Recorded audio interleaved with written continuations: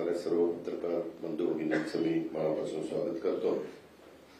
या अधिवेशनाचं संपूर्ण कामकाज पूर्ण वेळ आणि सुरळीत चालावं, राज्यासमोरचे सर्व महत्त्वाच्या मुद्द्यांच्यावर प्रत्येक विधेयकावर अभ्यासपूर्ण चर्चा व्हावी आणि एकही विधेयक सभागृहात चर्चा झाल्याशिवाय मंजूर होऊ नये। आमदारांना त्यांच्या मतदारसंघातले प्रश्न मांडण्यासाठी पुरेसा वेळ मिळावा आणि सर्वात महत्त्वाचं म्हणजे विधिमंडळाच्या कामकाजाचा एक मिनिटही कुठं वाया जाऊ नये, गोंधळामुळे वाया जाऊ नये असा आमच्या महायुतीच्या सरकारचा प्रयत्न राहणार आहे। आणि त्याच्यामुळे मुख्यमंत्र्यांनी सांगितलं तसं 3 आठवड्याचं अधिवेशन हे पावसाळी अधिवेशन आपण घेतलेलं आहे। उद्याच पुरवणी मागण्या सादर केल्या जाणार आहेत, त्याच्याबद्दलची मान्यता आत्ताच कॅबिनेटनी सादर करण्याच्या करता दिलेली आहे।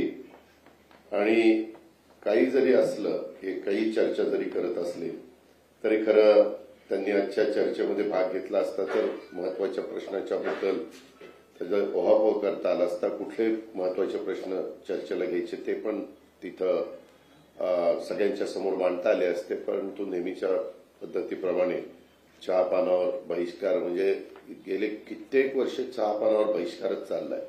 आता ते चहापान रद्दच करावं का काय असं वाटायला लागलं, कशाला चहापान ठेवायचं। आम्ही येऊ, चहापाणी घेऊ, कॅबिनेट करू, पत्रकारांशी बोलू आणि निघून जाऊ असंच मनात यायला लागलेलं आहे। तसं होणार नाही। त्यांनी जर प्रतिसाद दिला तर जरूर चर्चा करण्याच्या करता, लोकशाहीमध्ये चर्चा करून निर्णय घेणं हे खूप महत्वाचं असतं आणि त्या प्रकारेच हे महायुतीचं सरकार काम करत राहणार आहे।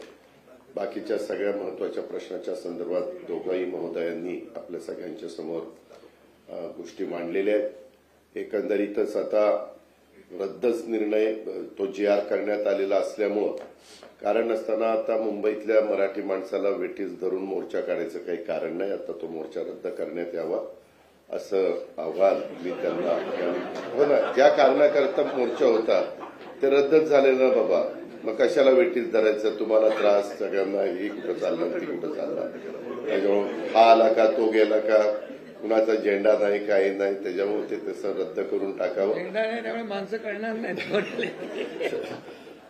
दुसरं एक, आजच मुख्यमंत्र्यांनी सूचना केलेली होती, आज जवळपास 3600 कोटी रुपये आमच्या लाडक्या बहिणीच्या करता या महिन्याचे आम्ही डीबीटीवर पाठवलेले आहेत।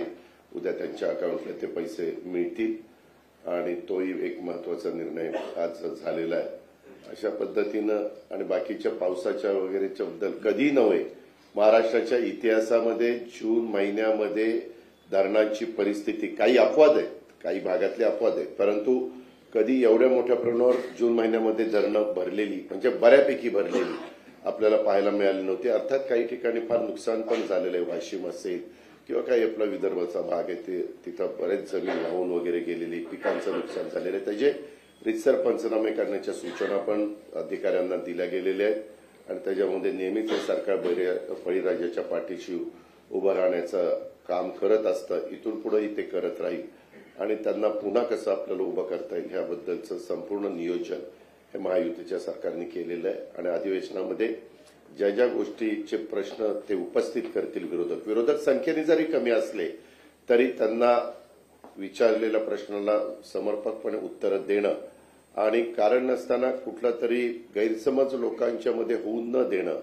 बऱ्याचदा विरोधक फेक नॅरेटिव्ह सेट करण्याचा प्रयत्न करत असतात, तसं काही कारण नाही, त्याला आम्ही अतिशय व्यवस्थितपणे उत्तर देऊ। प्रत्येक प्रश्नाला उत्तर महायुतीच्या सरकारकडे आहे, त्याच्यामध्ये केंद्राची मदत आम्हाला होते, पंतप्रधानांची आणि त्यांच्या मंत्रिमंडळाची, राज्यातल्या पण सर्व सहकाऱ्यांची मदत होते। या प्रकारे हे अधिवेशन व्यवस्थितपणे पार पाडलं जाईल ही खात्री मी आपल्याला देतो। थांबतो। धन्यवाद।